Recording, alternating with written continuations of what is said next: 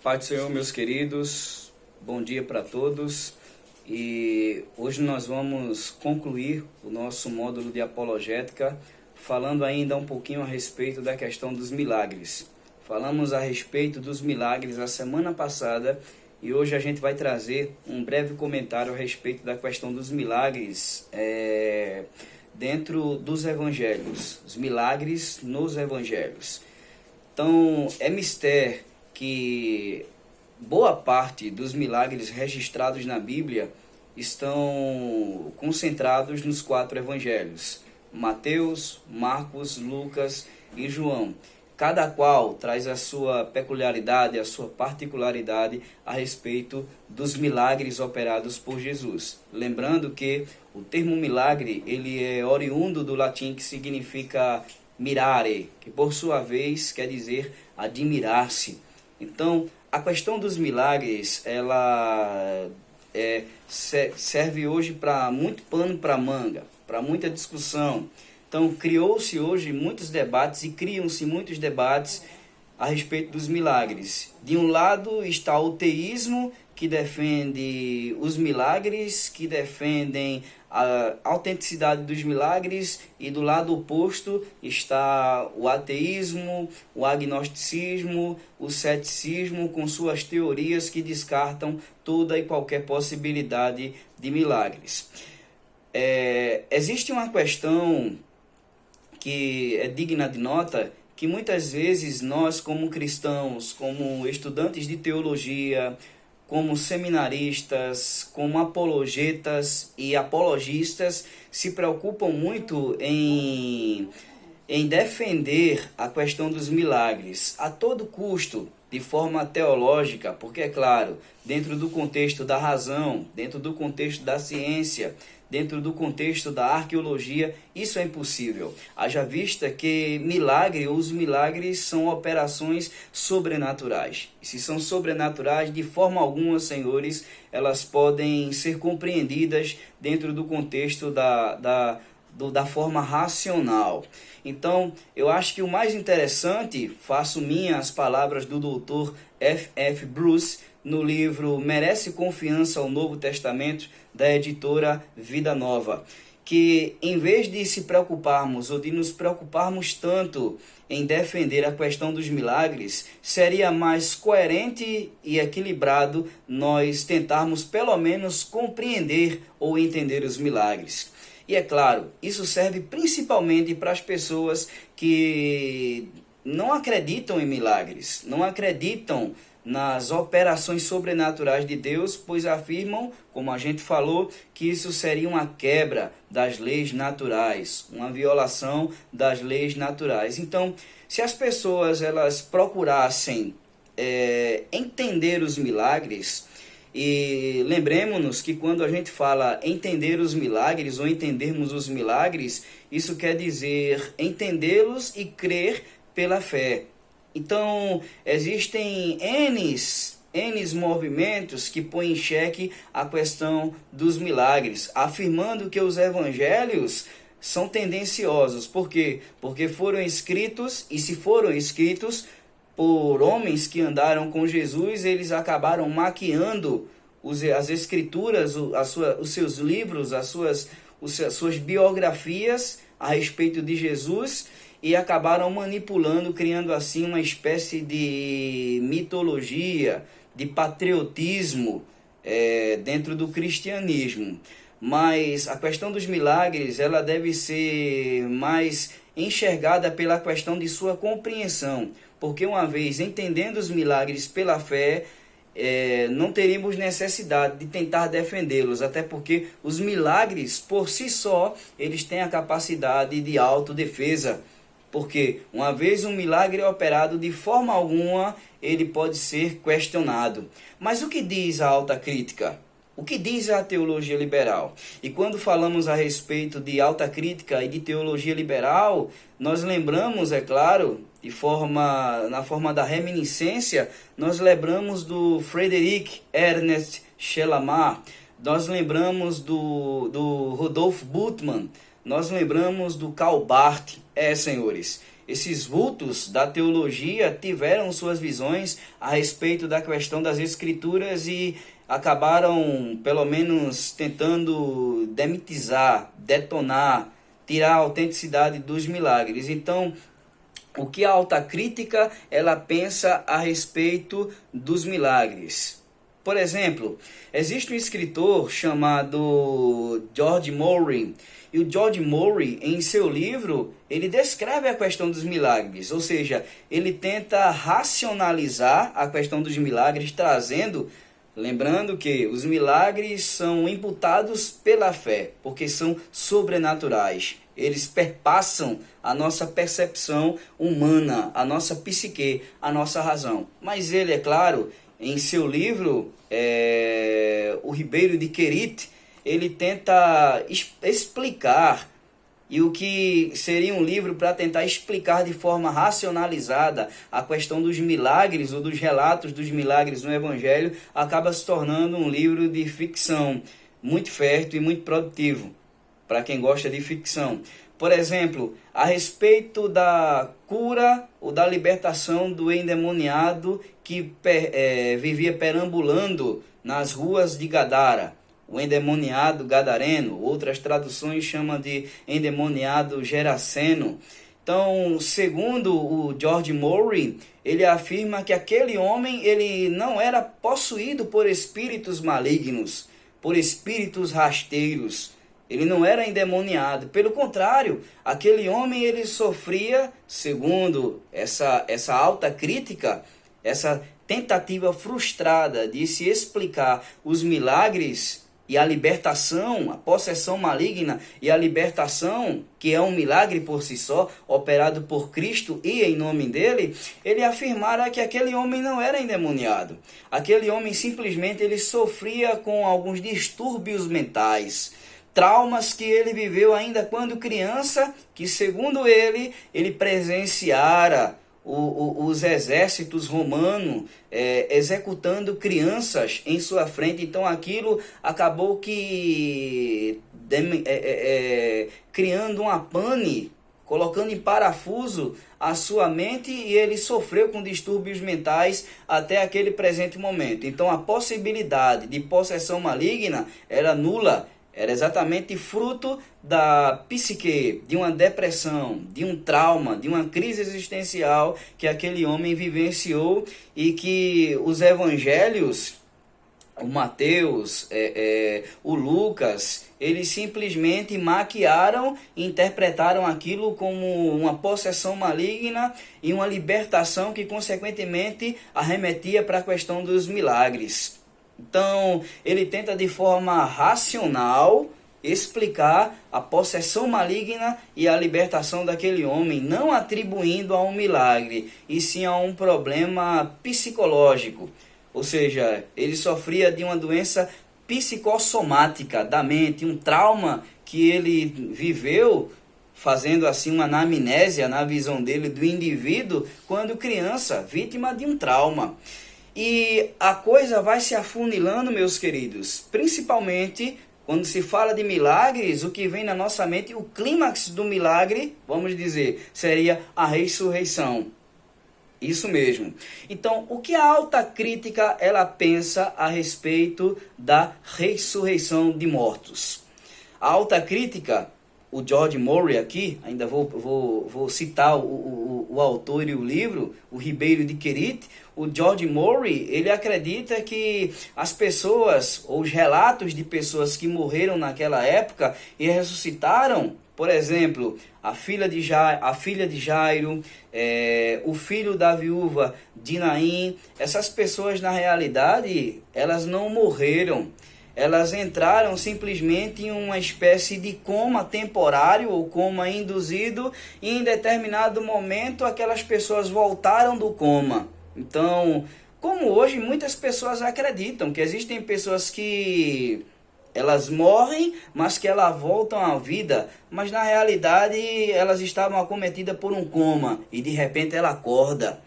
Até aí tudo bem, alguém pode dizer sim, mas essa questão que a Bíblia fala da filha de Jairo, a Bíblia fala do filho da viúva de Naim, esses personagens, se é que isso aconteceu na teologia liberal, na alta crítica, no criticismo bíblico, se isso aconteceu, foi dessa forma, pelo fato de eles serem induzidos em uma espécie de coma e voltarem a si de uma hora para outra. Então não houve ressurreição. E se não houve ressurreição, não houve milagres.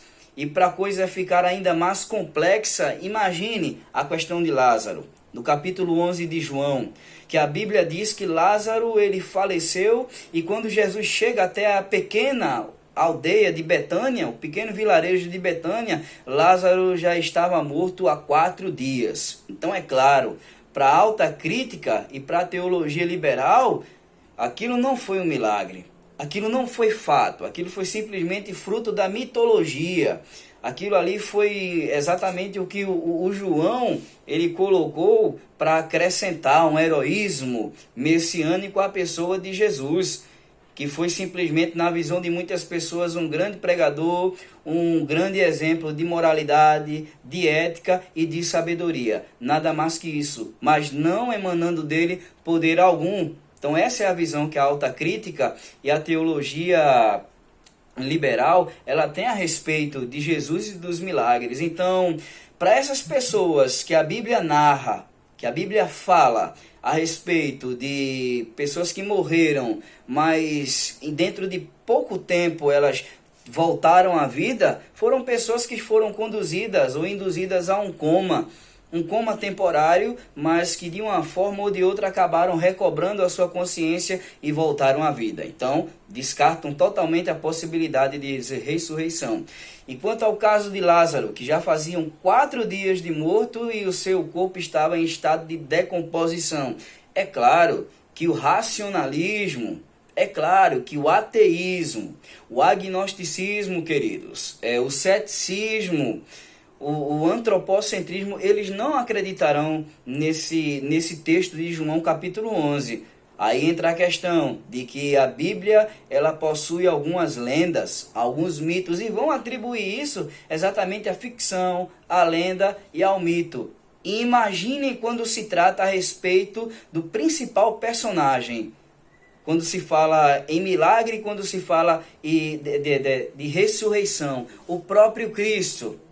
Então, segundo a teoria da alta crítica, ou a teologia liberal, que Jesus não ressuscitou, Jesus simplesmente ele entrou em um coma profundo pelo fato de ter apanhado bastante, pelo fato de ter sofrido sob o peso do chicote romano, ter perdido muito sangue, ter sido espancado, então ficou repleto de hematomas, ele entrou em estado de coma e foi sepultado. Mas depois de alguns dias ele recobrou a consciência, não morreu, estava em coma, segue o mesmo princípio. Jesus recobra a sua consciência e sai do túmulo. Mas existem coisas que não se encaixam, que não se enquadram. Exatamente esse fato. Ora, como um homem que estava, se é que ele não morreu, mas estava totalmente escoriado, perdeu muito sangue, estava sem força, debilitado, teria condições de mover uma pedra que estava selando a sepultura, a caverna onde ele estava sepultado. Como que... porque eles dizem também, afirmam também, que os seus discípulos roubaram o seu corpo e o esconderam, afirmando que ele ressuscitou. Como aqueles discípulos poderiam... Discípulos que não tinham experiência com espada, não tinham treinamento militar, como homens assustados e totalmente desprovidos de armamento, poderiam render uma guarda romana que estava, ou uma guarda que estava em prontidão em frente do túmulo e levar o corpo de Jesus. Então, a alta crítica, ela acredita que Jesus não morreu e muito menos teve o poder para ressuscitar, ele mesmo se auto-revitalizar. Então Jesus também entrou em coma profundo e acordou desse coma sem explicação, conseguiu mover uma pedra que pesava muitas toneladas, um peso assustador, agressivo, e sair caminhando normalmente. Mas Jesus foi chicoteado, foi pregado no madeiro, perdeu muito sangue, sofreu pela espada romana, pela pena, pela lei romana. Então, como explicar que um homem nessas condições teria a condição de fugir? Já outros afirmam o seguinte, que Jesus morreu, mas que ele não ressuscitou, mas que o seu corpo foi roubado. Mas o fato é que a ressurreição de Cristo é fato. É fato, e pelo fato de Jesus ter ressuscitado, as autoridades judaicas da época, não podendo esconder a evidência plena, clara da ressurreição, acreditam que Jesus ele teve o seu corpo removido de um túmulo para o outro, e as mulheres foram no túmulo errado, por isso que não o encontraram lá. Então existem várias facetas da alta crítica da teologia liberal para negar milagres, para negar a existência de operações sobrenaturais oriundas de Deus. Mas, meus queridos, nós devemos compreender o seguinte, que existem muitas questões a respeito dos milagres. Uma tentativa frustrada de racionalizar os milagres. Então a gente viu a opinião do George Murray, a gente vê a opinião, por exemplo, do Friedrich Nietzsche e de tantos outros que negam que Jesus morreu e ressuscitou, que ele foi apenas um pregador, que ele foi apenas um rabino, que ele foi apenas um profeta. Mas para fechar a nossa fala, eu gostaria de citar o texto de Paulo, que está em sua primeira carta aos Coríntios, no capítulo 15, do versículo 5 ao verso 17, que o apóstolo Paulo, ele fala a respeito da aparição de Cristo, ou do Cristo revitalizado, ressurreto. Então, Paulo alega que Cefas, ou Pedro, foi testemunha ocular da ressurreição de Cristo. Os 11 foram testemunhas da ressurreição de Cristo. A Bíblia ainda fala, Paulo fala, os evangelhos falam, que cerca de 500 pessoas viram Cristo ressurreto ascender aos céus. E Paulo fala também que o Tiago aqui seria o irmão do Senhor, o irmão ou o meio-irmão de Jesus, também foi testemunha ocular da ressurreição e ascensão de Jesus Cristo. Então existem provas que são irrefutáveis quando se diz respeito à ressurreição, aos milagres. Eu quero me deter apenas na questão da ressurreição, que a ressurreição é o ápice, é o clímax do milagre. É o clímax do milagre. Então, primeira evidência do milagre da ressurreição de Cristo. Porque quando eu falo de Cristo, ele é a primícia dos que dormem. Ele é o cabeça, ele é o principal, ele é o protagonista. Então, a primeira evidência seria o túmulo vazio. A segunda evidência, ele apareceu a várias pessoas. E além de aparecer a várias pessoas, depois de ressuscitado, ele ainda perambulou na terra cerca de 40 dias. E o terceiro e último ponto seria a atitude das autoridades judaicas que subornaram os guardas para esconder um fato, o qual não poderia ser escondido, que Jesus ressuscitou. E é claro, o testemunho das mulheres que naquela época praticamente não era válido, haja vista que o contexto em que as pessoas viviam era um contexto patriarcal. Então a gente tem opiniões aqui, ou testemunhas oculares masculinas, homens. Então nós temos Pedro.